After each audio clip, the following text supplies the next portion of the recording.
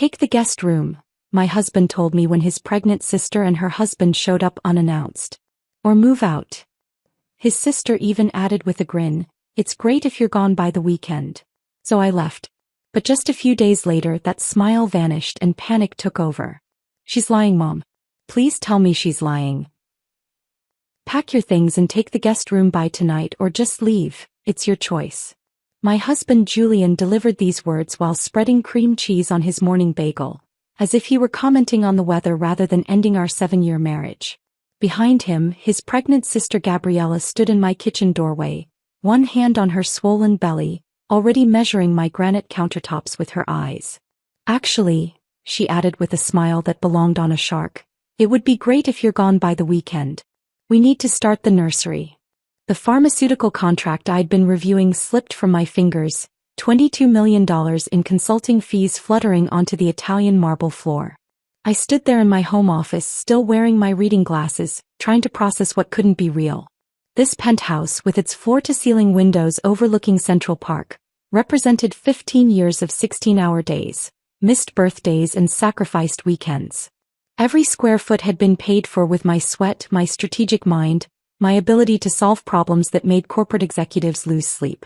Excuse me. The words came out steady, which surprised me. Inside, my chest felt hollow, like someone had scooped out everything vital and left only an echo chamber. Before we dive deeper into this story, if you've ever been underestimated or pushed aside by family who thought they knew better, please consider subscribing. Your support helps share these important stories of standing up for yourself. Julian didn't even look up from his bagel preparation. Gabriella and Leonardo need stability during the pregnancy. The master bedroom has the space they need, and the attached bathroom is essential for her morning sickness. He spoke with the practiced tone of someone who'd rehearsed these lines, probably while I was at yesterday's board meeting that ran until midnight. At 42, I'd built something most women of my mother's generation couldn't even dream about. Whitmore Consulting Group employed 12 people who depended on my leadership, my vision, my ability to navigate corporate restructuring with surgical precision. Just that morning, I'd called my mother in Ohio to share news of the pharmaceutical contract. Her voice had swelled with pride as she told her neighbor Margaret.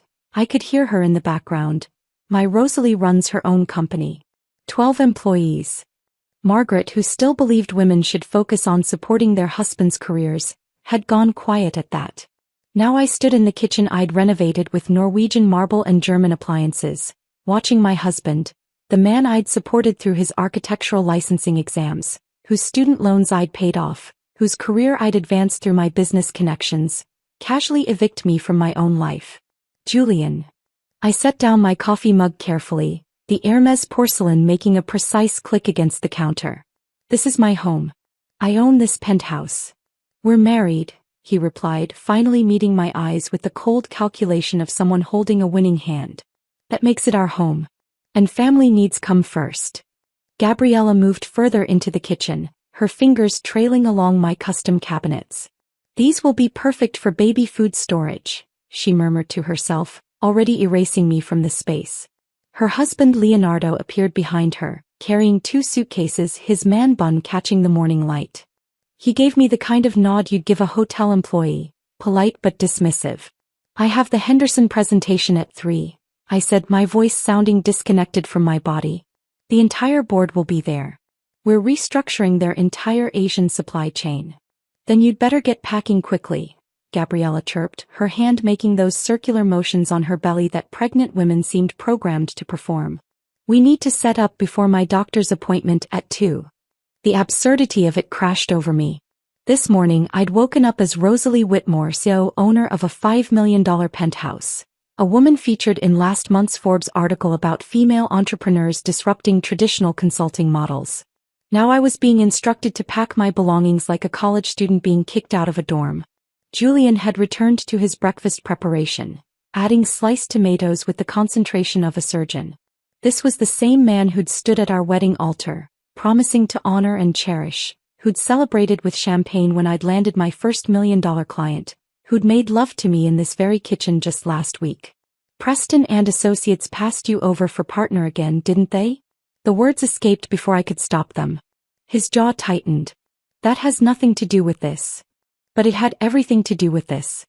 For 3 years, Julian had watched younger architects advance past him, had attended holiday parties where spouses asked about my business first and his work second, had smiled through dinner conversations where his colleagues' wives gushed about my feature in that business magazine while he nursed his whiskey in silence. Mrs. Whitmore? Gabriella had taken to calling me by my formal title recently, despite being family. The movers will need access to the master closet. Could you leave your keys? Movers. They'd arranged movers before even telling me. I looked at the contract pages scattered on the floor, each one representing security for my employees, growth for my company, validation for every risk I'd ever taken. My phone buzzed with a text from my assistant. Goldman team confirmed for 3 p.m. They're excited about the partnership proposal. I have meetings, I said, though I wasn't sure who I was telling. I have obligations. Cancel them, Julian suggested, biting into his perfectly prepared bagel. Or work from a hotel. You love hotels, remember?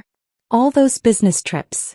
The accusation hung there, unspoken but clear. All those nights building my empire instead of playing the devoted wife. All those conferences and client dinners and strategy sessions that had paid for this penthouse. His Audi, the lifestyle he'd grown accustomed to. Leonardo had started measuring the living room with his phone app, probably calculating where their furniture would go. My furniture. My carefully curated pieces from galleries and estate sales, each one a small victory, a tangible proof of my success. The guest room, Julian began, is a closet with a Murphy bed, I finished. It's temporary, he assured me, though his eyes suggested otherwise. Just until they get settled. Gabriella laughed, a tinkling sound that made my skin crawl. Oh, Julian, stop pretending. We all know this is better for everyone. Rosalie's always working anyway. She barely uses this place. Barely uses this place. The home where I'd installed a library of first editions, where I'd created a sanctuary from the brutal corporate world, where I'd thought I was building a life with someone who valued me as more than a convenient bank account. My phone rang. Marcus Thornfield's name appeared on the screen. The CEO from Singapore who'd been courting me for 6 months with an offer that would triple my current income. I'd turned him down 3 times because Julian had begged me to stay in New York, had promised we were partners, had sworn that our life here meant everything to him. I let it go to voicemail, though something in my chest shifted like tectonic plates realigning before an earthquake. The silence that followed Marcus Thornfield's unanswered call stretched through the kitchen like spilled wine, staining everything it touched. I slipped my phone into my pocket, the weight of that missed opportunity settling against my hip. Gabriella had moved to the windows, her silhouette against the morning light calculating square footage with the precision of an appraiser. Leonardo, come look at this view, she called to her husband who was still dragging luggage through my foyer. We could put the baby's playpen right here where the morning sun hits. My coffee maker, the one I'd imported from Italy after closing my first major deal, caught her attention next. She ran her fingers along its chrome surface with the possessiveness of someone who'd already claimed ownership.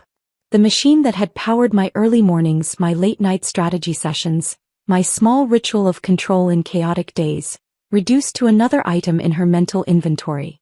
Leonardo finally emerged fully into view, and I noticed he was wearing one of those linen shirts that screamed, "I'm creative and unconventional," but really just meant, "I refuse to work in an office." His hair was pulled into that ridiculous bun, and he carried himself with the unearned confidence of someone who'd never actually built anything from scratch. "This space has incredible potential," he announced as if his assessment mattered. "Once we optimize the feng shui and create proper energy flow, it'll be perfect for raising a conscious child." A conscious child. In my penthouse. That I'd purchased with money earned from solving problems for Fortune 500 companies while Leonardo was probably attending drum circles and calling it networking. "The movers will be here at noon," Gabriella said, not to me but to Julian, as if I'd already ceased to exist in my own home. "I've arranged for them to set up the nursery furniture in the master bedroom immediately." Nursery furniture? My voice cracked slightly. "You've already bought nursery furniture?" She turned to me with that patient expression people use with slow children or difficult employees. "We've been planning this for months, Rosalie." "Julian didn't tell you?" "Months." The word hit me in the chest, a physical sensation that made me reach for the counter to steady myself. I looked at Julian, searching his face for denial, for surprise, for anything that would suggest this wasn't the betrayal it appeared to be. But he was suddenly fascinated by the coffee grounds in the sink, scrubbing at them with the concentration of someone performing surgery. "How many months?" I asked, though I wasn't sure I wanted the answer. "Since we found out about the pregnancy," Leonardo supplied helpfully, apparently immune to the tension crackling through the room. "7 months ago." Gabriella wanted everything perfect before announcing the move. 7 months of secret planning. 7 months of my husband plotting with his sister while sleeping beside me each night. 7 months of lies wrapped in regular mornings, ordinary dinners, and routine I love yous that meant nothing. "Show me the guest room," I heard myself say, though the words felt foreign in my mouth. They actually smiled, all 3 of them, as if I'd finally come to my senses. Gabriella led the way with the confidence of a tour guide, her designer flats clicking against my hardwood floors. Julian followed, still avoiding my eyes, while Leonardo brought up the rear, typing on his phone with the urgency of someone with actual responsibilities. The walk down my hallway felt like a funeral procession. We passed my home office, where the pharmaceutical contract still lay scattered on the floor. We passed the library I'd converted from a spare bedroom, filled with first editions and signed copies from authors I'd met at various events. We passed the bathroom I'd renovated with a Japanese soaking tub, my one indulgence after a particularly brutal year of building the business. "Here we are," Gabriella announced, pushing open the door to what had once been our storage room. The space was maybe 8 by 10 feet, dominated by a Murphy bed that looked like it hadn't been opened in years. The single window faced the building's HVAC system, a view of industrial gray machinery and piping. The carpet, God, I'd forgotten there was carpet in here, was a beige that had probably been installed when the building was constructed in the 80s.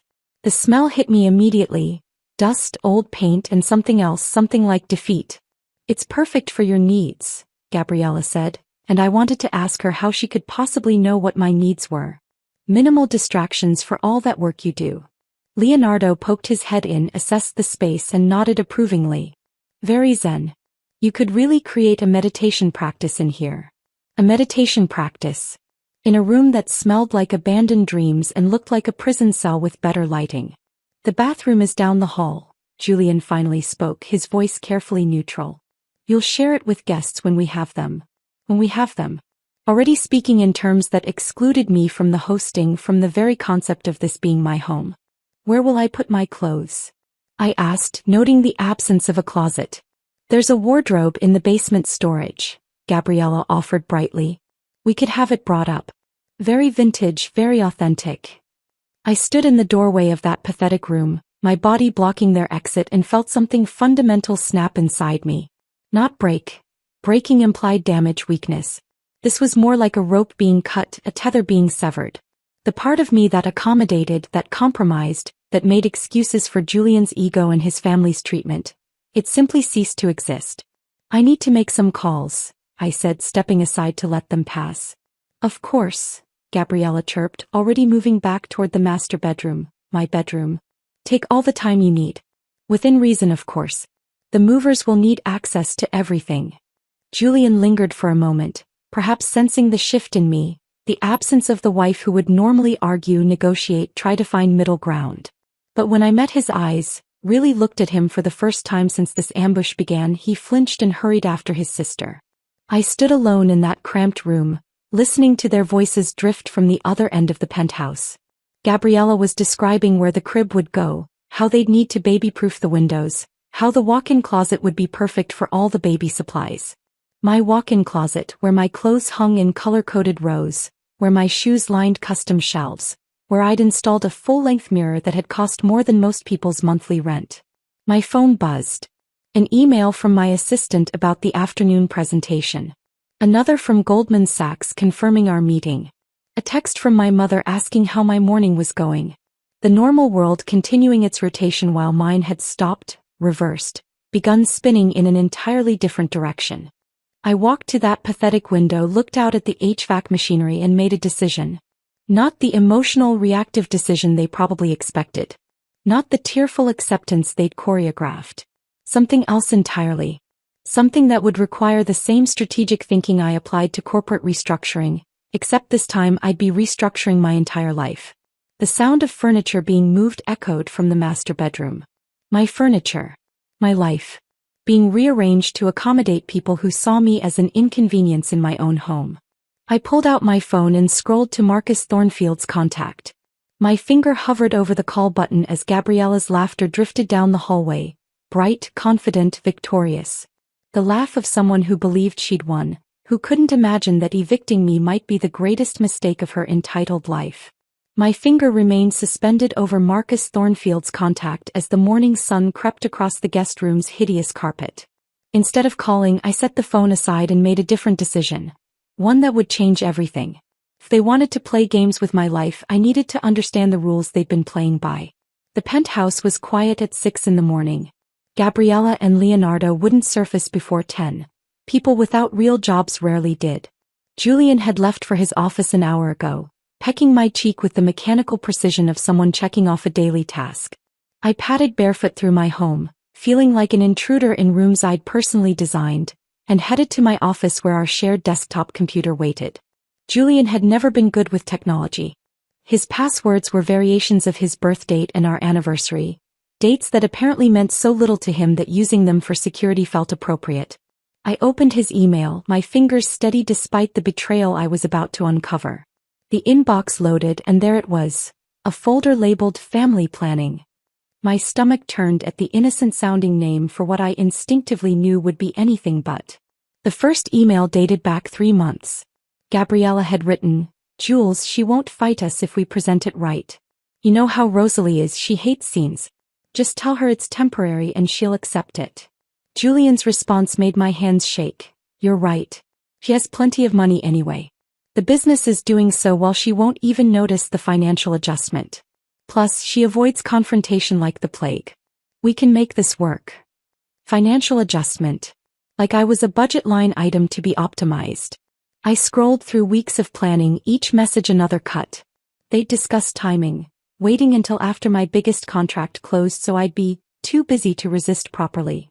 They'd strategized about the approach, sudden and decisive, giving me no time to mount a defense. Gabriella had even researched tenant laws, concluding that as Julian's wife, I had minimal rights if he chose to support his pregnant family member in need. One message from 2 weeks ago stopped my breathing entirely. Julian had written, "I've been thinking about the trust situation. Rosalie must have family money she hasn't mentioned. No one builds a business that fast without seed capital. Her father died years ago. There had to be life insurance. I'll do some digging." My phone rang, shattering the morning silence. My mother's picture appeared on the screen. A photo from last Christmas, her wearing the cashmere sweater I'd sent, smiling beside her small tree in Ohio. "Morning, Mom," I answered, trying to steady my voice. "Rosalie, honey, something strange happened yesterday." Her voice carried that worried tremor that appeared whenever she sensed trouble. "Julian called me. He was asking about your father's insurance policy, wanting to know if there were investments we hadn't told him about." The room spun slightly. "What did you tell him?" "The truth, that your father's insurance barely covered his final medical bills and the funeral. You know that, sweetheart. We used every penny for his cancer treatment." She paused and I could picture her in her small kitchen, clutching her coffee mug with both hands. Why would Julian ask about that? After 8 years. "He's confused about some financial planning," I lied smoothly. "Don't worry about it. Rosalie." Her voice sharpened with maternal intuition. "What's really happening? You sound different." I couldn't tell her that her son-in-law was excavating our family tragedy for non-existent gold. That he was so certain I had hidden wealth he was willing to disturb my grieving mother with questions about her dead husband's finances. "Everything's fine, Mom. I need to go. Early meeting." After hanging up, I returned to the emails, but my vision was blurring. Not with tears. Those would come later, but with rage. Pure, crystalline rage that made everything suddenly clear. They hadn't just planned to take my home. They'd planned to inventory my entire life for assets they could claim. A new message appeared in Julian's inbox as I watched. From Gabriella. "The movers are confirmed for noon. Once her stuff is in the guest room, phase 2 begins. Dad's lawyer says if she abandons the marital home, it strengthens Jay's position for the assets division." Assets division. They were planning for a divorce I hadn't even contemplated. positioning me as the one who'd abandoned the marriage by leaving the home they were forcing me out of. I screenshot everything, emailing the evidence to my personal account with the systematic thoroughness I applied to corporate audits. Then I cleared the browser history. Let them think their secret remains safe. Back in the guest room, I opened my filing cabinet, searching for normal documents but finding something else entirely. The Thornfield International folder sat there like a beacon. Marcus Thornfield had pursued me for months, offering a position that would triple my current income. Chief Strategy Officer for their Asian expansion, based in Singapore with a compensation package that included a Marina Bay apartment and a driver. I'd declined 6 months ago, sitting in this very room when it was still just storage, while Julian stood behind me, his hands on my shoulders, telling me how much New York meant to us, how we were building something special here. Our life is here, Rosalie, he'd said. Our future is here. Our future. He'd already been talking to Gabriella about moving her in when he said those words. The doorbell rang, interrupting my spiral into revelation. Sarah stood in my doorway, my best friend since college, wearing her tennis whites and an expression of barely contained fury. We need to talk, she said, pushing past me into the penthouse. She froze, seeing Leonardo's meditation mat in my living room, Gabriella's pregnancy books scattered on my coffee table. By God, it's true. What's true? I already knew. Sarah had connections everywhere. The country club, the charity boards, the invisible network of information that flowed through Manhattan's upper echelons. I was at the club yesterday. Gabriella was holding court at the juice bar, telling anyone who'd listen how she'd finally put that career woman in her place. Sarah's hands clenched around her tennis racket. She said Julian deserved better than a wife who thought she was so important. Said you were jealous of her pregnancy and that's why you had to be removed. Like a stain or an inconvenience. There's more, Sarah continued, her voice dropping. She's been planning this since she got pregnant. 7 months, Rosalie. She told her book club you'd probably try to claim mental instability from work stress, so they needed to act fast before you had a breakdown that would complicate things. I sank onto the Murphy bed, which groaned under even my slight weight. They'd pathologized my success, weaponized my work ethic and transformed my achievements into evidence of instability. The precision of their character assassination was almost admirable. What are you going to do? Sarah asked, sitting beside me. I looked at the Thornfield folder, then at my phone where the screenshots waited like loaded weapons. I'm going to give them exactly what they want, I said. And then I'm going to disappear with everything they never knew they needed. Sarah squeezed my hand before leaving, her parting words echoing in the guest room. Whatever you're planning, be careful. And if you need anything, money, a place to stay, an alibi, just call.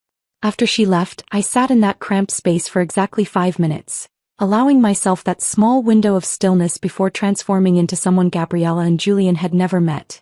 A strategist who understood that revenge required the same meticulous planning as any corporate takeover. That afternoon, while Gabriella hosted her prenatal yoga instructor in my living room and Leonardo conducted what he called a creative visioning session on my balcony, I slipped out with my laptop bag and a story about an emergency client meeting. The lie came easily. After all, I'd been trained by experts in deception.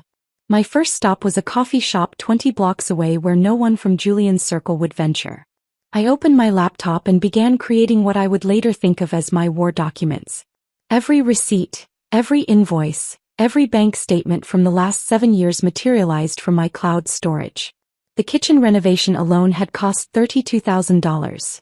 Italian marble countertops, German appliances, custom cabinets that Gabriella was now filling with her organic pregnancy supplements. The documentation was overwhelming in my favor. The custom furniture from the Chelsea showroom. Mine. The smart home system that Julian could never figure out how to operate. Installed with my bonus from the Morrison account. Even the art on the walls. Pieces I'd carefully collected from emerging artists who were now established names. All purchased with my money, all traceable through my business credit card. My phone buzzed. Marcus Thornfield's assistant, a wonderfully efficient woman named Patricia, spoke with the kind of clarity that made complex things simple.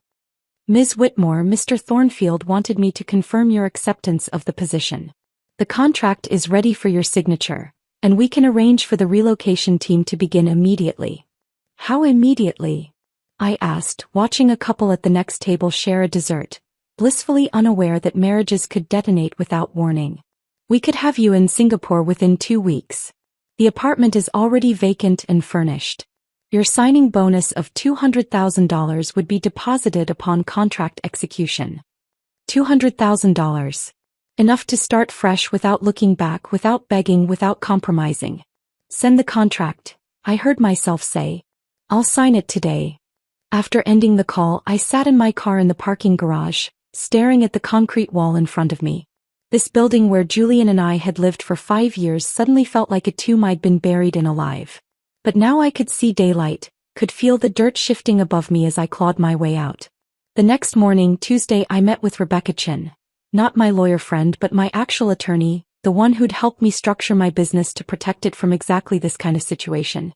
Her office smelled of leather chairs and old money, the kind of place where devastating life changes were discussed in measured tones. The Penthouse lease is in your name only, she confirmed, studying the documents I'd brought. Julian insisted on that, didn't he? To protect his assets from your business liability. She smiled, the expression sharp as a blade. Ironic how that works out. You can terminate the lease with 60 days notice, or transfer it to him if he qualifies financially. Based on what you've shown me about his income, he doesn't. Wednesday's mission was the money. I arrived at Chase Bank at 9 a.m. sharp, where my personal banker Thomas had been managing my accounts for 6 years. The joint account held exactly $3,043, groceries and utilities money.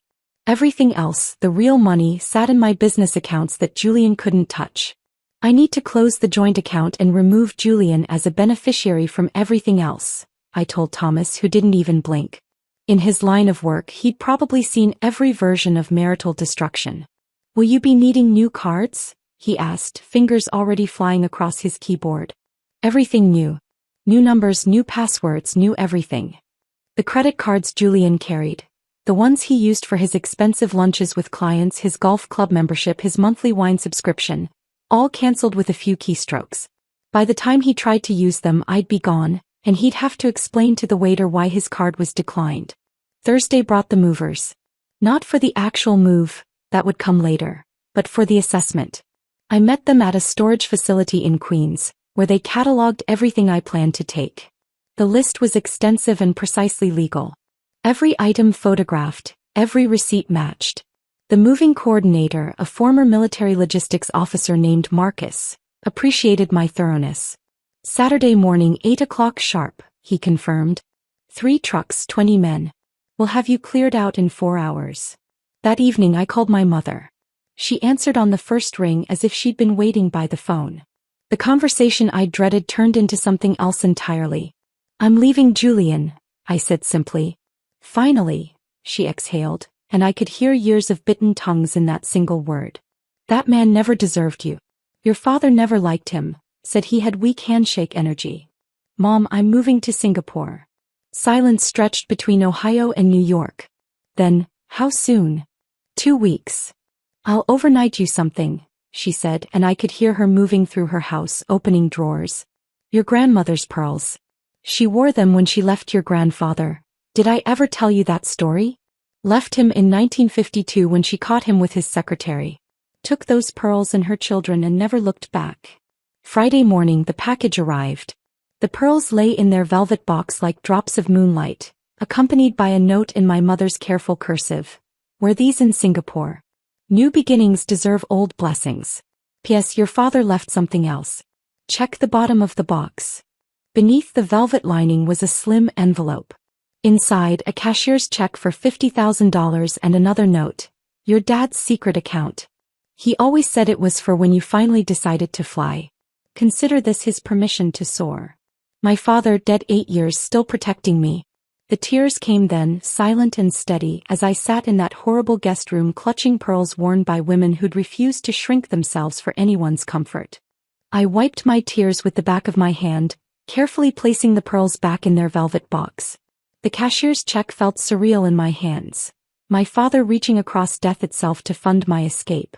I tucked everything into my laptop bag, the one place in this prison where privacy still existed, and emerged from the guest room to find Gabriella directing a catering team through my kitchen.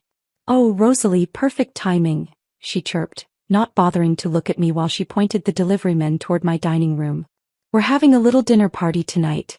Nothing fancy, just some of Julian's colleagues from the firm. You don't mind, do you?" The question was rhetorical. She'd already arranged my sterling silver on the table, the set my grandmother had given me as a wedding gift.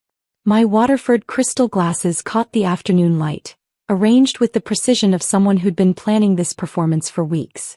"Who's coming?" I asked, though the damage was already done. "The Prestons, the Wheelers, that new partner Julian's been trying to impress. Mitchell something. Maybe 12 people total." She finally looked at me, her hand making those endless circles on her belly. "You'll join us, won't you? Though perhaps you could eat in the kitchen? We're a bit tight on space." By 7 that evening, my penthouse had transformed into Gabriella's stage. She floated between guests in a flowing dress that emphasized her pregnancy while somehow maintaining elegance, accepting compliments on her home with the practiced grace of someone who'd rehearsed every response. Julian's colleagues and their wives clustered in my living room, admiring the view I paid for, the furniture I'd selected, the art I'd collected. "Gabriella, this space is absolutely stunning," gushed Mrs. Preston, the senior partner's wife whose approval could make or break careers at the firm. "You have such exquisite taste." "Thank you so much," Gabriella purred, her hand resting on my Danish sideboard. "We've worked so hard to make it perfect for the baby." I stood in the corner holding a glass of wine I couldn't bring myself to drink, watching this elaborate theft unfold in real time. Julian moved through the room with unusual confidence, playing the successful host in the home he contributed nothing toward, occasionally glancing at me with something between warning and smugness. "Excuse me." Mrs. Wheeler appeared at my elbow, her voice pitched low with confusion. "I'm sorry, but who are you? Are you with the catering team?" The room didn't go silent, but I felt the shift in attention, the subtle turn of heads waiting for my response. Julian started moving toward us, his face already arranging itself into an explanation, but I spoke first. "I'm Rosalie Whitmore, Julian's wife. I own this penthouse." Mrs. Wheeler's eyebrows climbed toward her hairline. "Oh, I'm so sorry. I just assumed," Gabriella seemed to be. "It's an easy mistake," I said, my voice carrying just enough edge to make Julian freeze mid-step. "I'm staying in the guest room temporarily while Gabriella and Leonardo prepare for their baby." The confusion rippling through the room was almost worth the humiliation. Almost. Mrs. Preston's sharp eyes moved between Gabriella, Julian, and me, calculating social dynamics with the precision of someone who'd navigated Manhattan society for decades. "How generous of you," she finally said, though her tone suggested she found it something else entirely. Gabriella swooped in then, all gracious smiles and deflection. "Rosalie's been so accommodating. She works such long hours anyway, the guest room is really more practical for her schedule." The evening deteriorated from there. I retreated to the kitchen under the pretense of checking on the caterers, but really to escape the suffocating performance of my own erasure. That's where Leonardo found me an hour later, wine flushing his cheeks and loosening his already minimal filter. "You know, you're really lucky," he slurred, leaning against my refrigerator with the confidence of someone who'd never been told he was unwelcome. "Gabriella wanted you gone completely. Day 1. Out on the street." "How fortunate for me," I managed, watching him sway slightly. "But Julian, smart man, he said no, no, no." Leonardo wagged his finger for emphasis. "He said we need her rent money for a few more weeks. Just until the next bonus cycle. Then," he made a gesture like tossing garbage, "then you can go." The words landed exactly as intended, not like a revelation but like confirmation of what I'd already suspected. I wasn't just being replaced, I was being financially drained first, squeezed for every last dollar before being discarded. "Interesting," I said, filing this confession away with all the other evidence I'd been collecting. Leonardo grabbed an open bottle of wine from the counter, a $200 Bordeaux I'd been saving for something special, and poured himself another glass. "Gabriella's got it all figured out. Always has." Even before. He stopped himself, suddenly aware he might be saying too much. "Before what?" I prompted, but he was already shuffling back toward the party, muttering about finding his wife. The rest of the evening passed in a blur of forced smiles and strategic avoidance. I watched Gabriella hold court in my living room, watched Julian accept congratulations on his beautiful home, watched my life being rewritten in real time with me cast as barely a footnote. Then at precisely 10:30 Gabriella's hand flew to her stomach. "Oh," she gasped, loud enough to halt conversations. "Oh no. Julian, something's wrong." The performance was magnificent. Julian rushed to her side, guests parted like the Red Sea, and within minutes they were heading for the door, Gabriella leaning heavily on her brother while insisting she didn't want to worry anyone. "Rosalie will handle cleanup," Julian called over his shoulder. "Won't you, darling?" The door closed on their manufactured emergency, leaving me with Leonardo, 12 confused guests, and the wreckage of a dinner party I hadn't thrown. Mrs. Preston lingered, her keen eyes taking in the scene with the clarity of someone who'd witnessed plenty of marital disasters. "Interesting evening," she said carefully, then leaned closer. "I knew your father, you know. Before he passed. He would not have tolerated this." She left before I could respond, but her words stayed as I spent the next 2 hours cleaning up. Leonardo sprawled on my sofa asking periodically if I could bring him water or perhaps something to eat. The cramps, I knew, would miraculously resolve the moment Julian confirmed I'd handled everything. At 2 in the morning my phone buzzed. Sarah had sent a series of screenshots that made my blood turn to ice. Gabriella's private Instagram, the one she thought was secure, told a different story than the one they'd been selling. Posts from months ago showed my penthouse. "Cannot wait to raise our baby here," dated 2 weeks before she'd announced her pregnancy to Julian. "Planning the nursery in our new home from 6 weeks ago. So grateful everything is falling into place from 3 months back." This wasn't opportunistic. This was premeditated, calculated, executed with the precision of a heist. And I'd been marked from the beginning. I stared at Sarah's screenshots until my eyes burned, the timestamp showing 2:47 a.m. Leonardo was now snoring on my sofa, his empty wine glass tipped sideways on my coffee table, leaving a ring that would normally have sent me scrambling for a coaster. Instead, I left it there, a small rebellion, and walked to my bedroom window. The city sparkled below, indifferent to the quiet devastation of marriages, and I made my final decision. Saturday would be my Independence Day. I barely slept, running through logistics in my mind with the precision I usually reserved for multimillion-dollar mergers.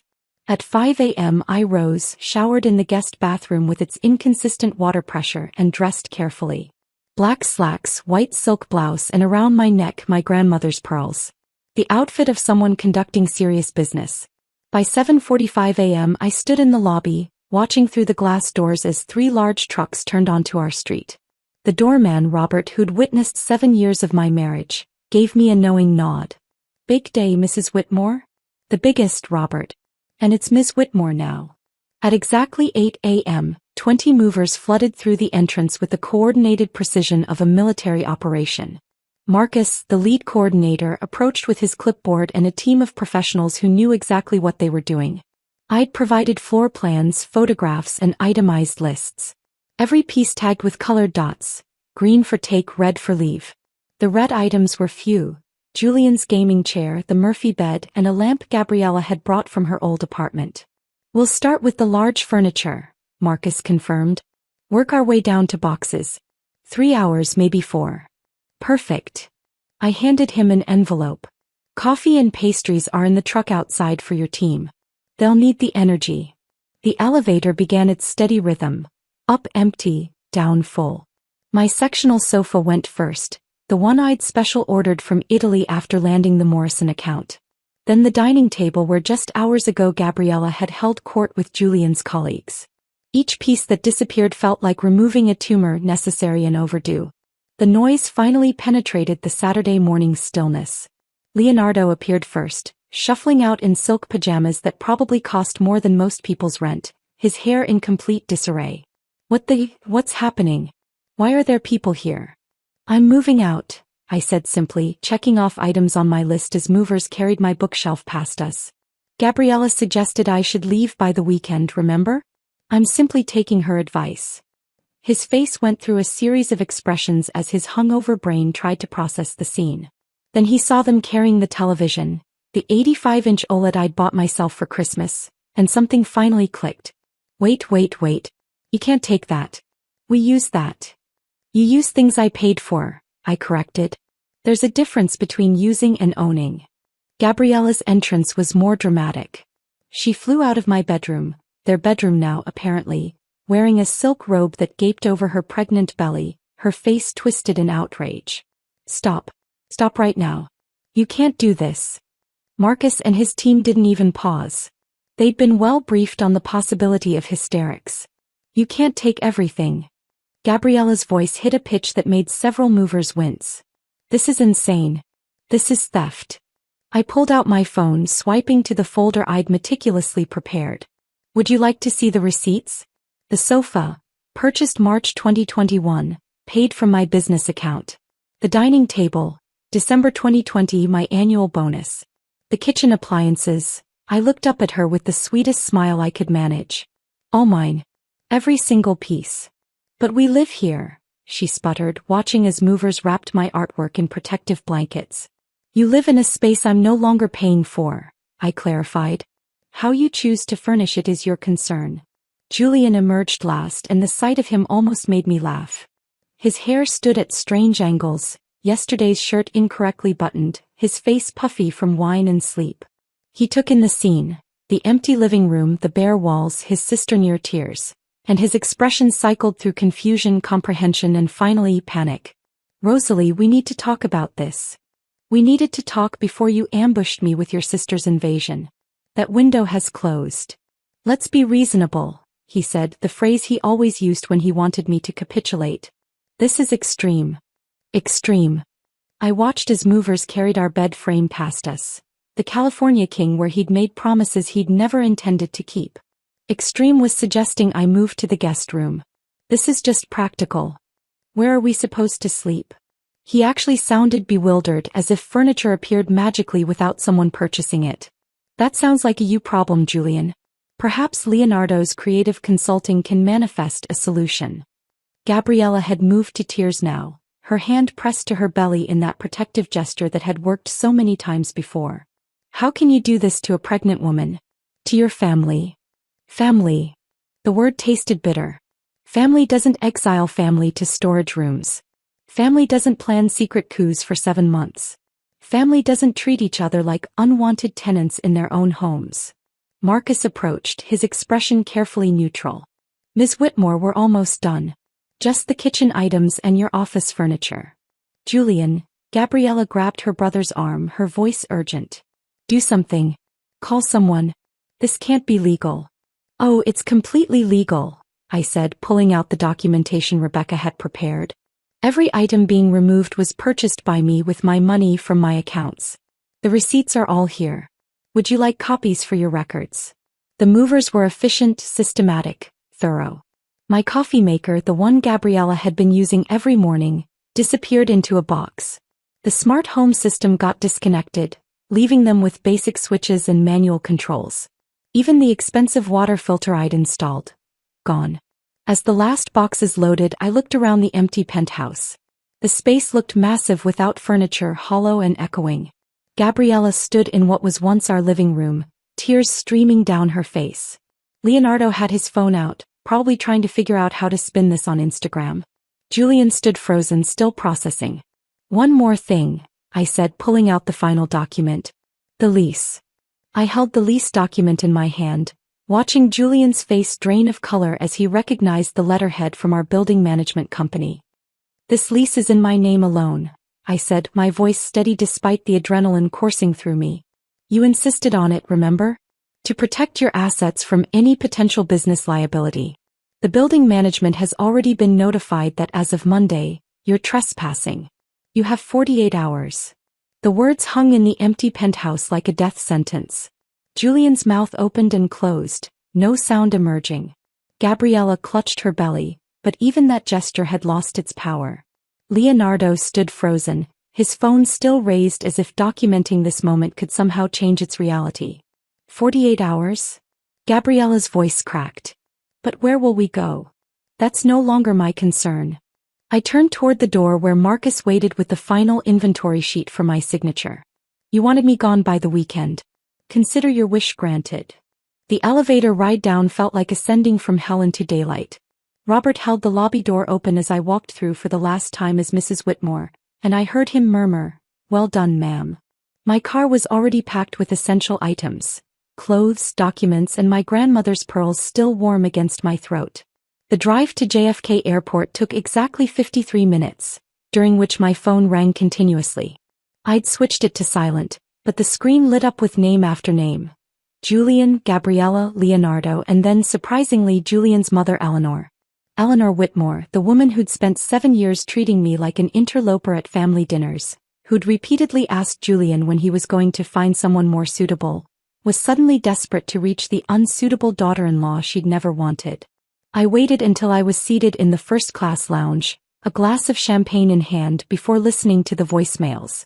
They played like a symphony of desperation, each movement more frantic than the last. Julian's first message attempted authority. "Rosalie, this is ridiculous. Call me back immediately so we can sort this out like adults." His fifth message had devolved to pleading, "Please, we need to talk. You can't just leave us with nothing. This is your home too." Gabriella's messages were pure hysteria. "You can't do this. We have nowhere to go. Think about the baby. How can you be so heartless?" Leonardo had managed only one confused message. "Hey, Rosalie? Could you at least tell us how the coffee maker works? We can't figure it out." But Eleanor's message was the most revealing. "Rosalie dear, there seems to be some misunderstanding. Julian needs you to be reasonable. The family reputation is at stake here. Call me back immediately." The family reputation. Not concern for my well-being, not acknowledgement of the betrayal, just worry about how this would look at the country club. 3 hours into my flight to Singapore, while I was somewhere over the Pacific Ocean, my phone connected to the plane's Wi-Fi and the messages resumed with renewed intensity. But it was Monday morning's call from Gabriella that provided the most satisfaction. I was settling into my new apartment, sunlight streaming through floor-to-ceiling windows overlooking Marina Bay, when her number appeared on my screen. This time I answered. "Julian said you have a trust fund," she sobbed without preamble. "He said there was inheritance money, family money you were hiding. Where is it, Rosalie? We need it." I set down my coffee, made with a simple machine that didn't require an engineering degree to operate, and let her words hang between continents. "Gabrielle, there is no trust fund. There never was. You're lying." Her voice pitched higher, desperation making her shrill. "Julian said your father left money. He said you had investments, hidden accounts." "My father left medical bills and a $50,000 life insurance policy that barely covered his final expenses," I said calmly. "Every penny you've been living on, every piece of furniture you've been using, every luxury you've enjoyed, it all came from my consulting firm. The business Julian called my little hobby, at dinner parties." Silence. Then, "But Julian promised, he said once you were gone we'd have access to money that never existed," I finished. "He lied to you, Gabriella. Or maybe he lied to himself so thoroughly he believed it. Either way, you've been conned by your own brother." The sound she made wasn't quite crying, wasn't quite screaming, something primal and defeated. "We have nothing. We have nowhere to go. The landlord locked us out this morning. Julian's credit cards don't work. We're sitting in Leonardo's car with our suitcases." "That sounds difficult," I said, surprising myself with the absence of satisfaction I'd expected to feel. Instead there was just emptiness, a hollow where my marriage used to live. By Tuesday the complete collapse had begun. Sarah, ever my faithful intelligence network, called with updates. Julian had been forced to explain to his colleagues why he'd suddenly lost his prestigious address. The story spread through his firm like wildfire, how he tried to steal his successful wife's home and ended up homeless himself. The Prestons, whose dinner party had been the final humiliation, were particularly vocal in their disapproval. "Mitchell, that new partner Julian was trying to impress, he's telling everyone," Sarah reported with barely concealed glee. "The whole firm knows Julian was essentially a kept man who bit the hand that fed him." Gabriella and Leonardo had found emergency housing in a 2-bedroom apartment in Queens, a far cry from the Manhattan penthouse she'd commandeered. Her Instagram had gone dark, the carefully curated lifestyle she'd documented now impossible to maintain. The baby's nursery she'd planned in my bedroom would now be a corner of a cramped space that probably smelled of other people's cooking and had windows facing a brick wall. Julian had moved back to his parents' house in Connecticut, A 43-year-old man returning to his childhood bedroom with nothing but wounded pride and empty promises.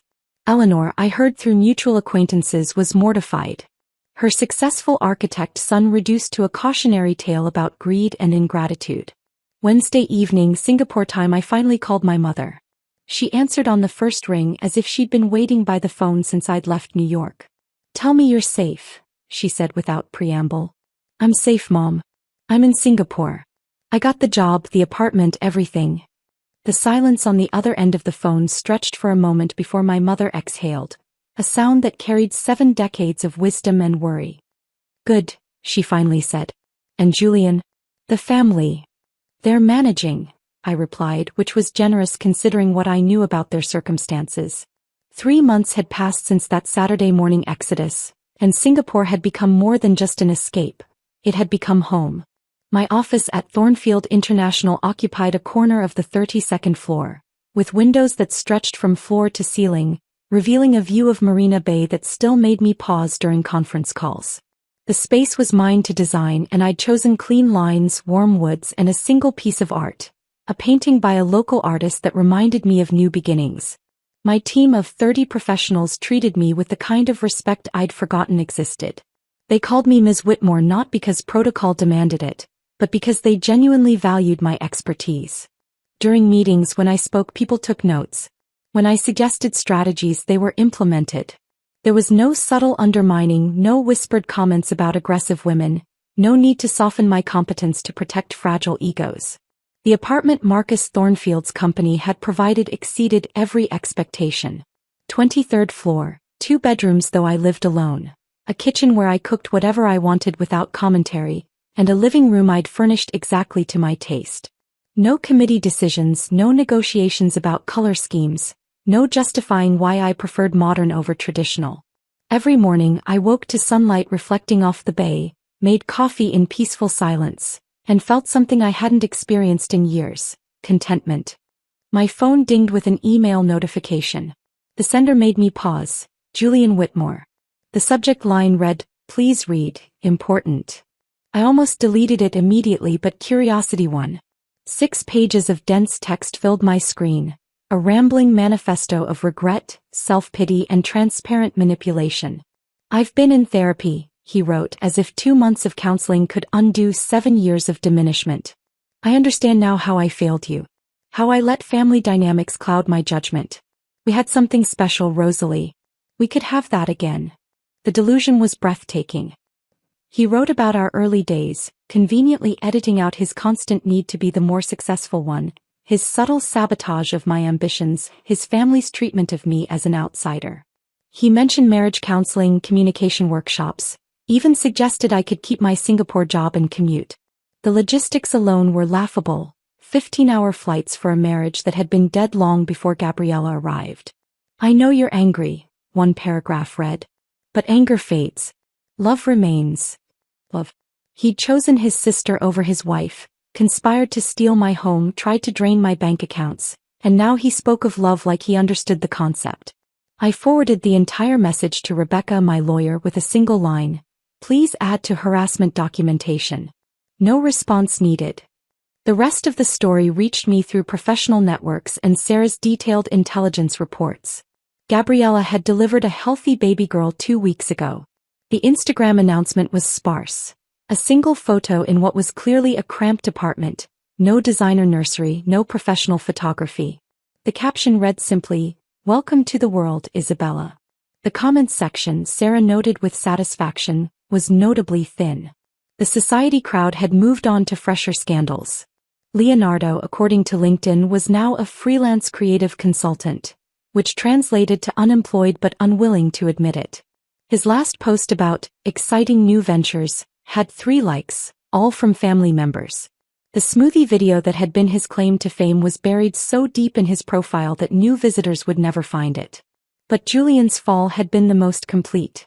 Preston and Associates had conducted a restructuring that eliminated his position.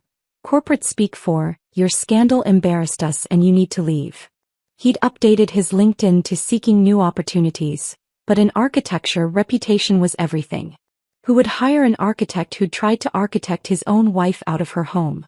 Sarah called one evening while I was preparing dinner. A simple pasta I could make exactly how I liked it, with no one complaining about garlic or suggesting improvements. "You'll never guess who I saw at Whole Foods," she said without preamble. "Eleanor Whitmore, buying generic brands and looking like she'd aged 10 years. Julian living with his parents. A man who'd spent years cultivating an image of success, now dependent on the charity of parents who'd expected him to be their retirement plan, not the other way around. And get this," Sarah continued. "Margaret Wheeler told me that Gabriella applied for a job at Nordstrom. In retail. Full-time. Can you imagine? The woman who acted like employment was beneath her, folding clothes for women who used to attend her parties." I stirred my pasta, feeling an emotion I couldn't quite name. Not satisfaction exactly, not pity either. Something more complex, like watching a building you once lived in being demolished. Necessary but tinged with the memory of what it once meant. That night, unable to sleep, I stood on my balcony overlooking the Singapore skyline. The city pulsed with life below, a place where no one knew me as Mrs. Whitmore, where my success wasn't threatening, where I could build something entirely my own. My phone buzzed with a text from my mother. "Your grandmother would be proud. You didn't just leave a bad situation. You built something better." He was right. They'd wanted me gone, erased from their picture like an inconvenient detail. But in removing me, they'd removed the foundation everything else rested on. I hadn't destroyed them, I'd simply stopped propping them up. The tears that came then weren't for Julian, for the marriage that had died, or even for the years I'd wasted trying to make myself smaller. They were tears of relief, of recognition, of finally understanding that walking away wasn't giving up. It was the greatest victory of all. If this story of calculated revenge resonated with you, hit that like button right now. My favorite part was when Rosalie revealed the lease was in her name alone, watching their faces realize the trust fund never existed. What was your favorite moment of justice? Drop it in the comments below. Don't miss more gripping stories of betrayal and triumph. Subscribe and hit that notification bell so you never miss an upload.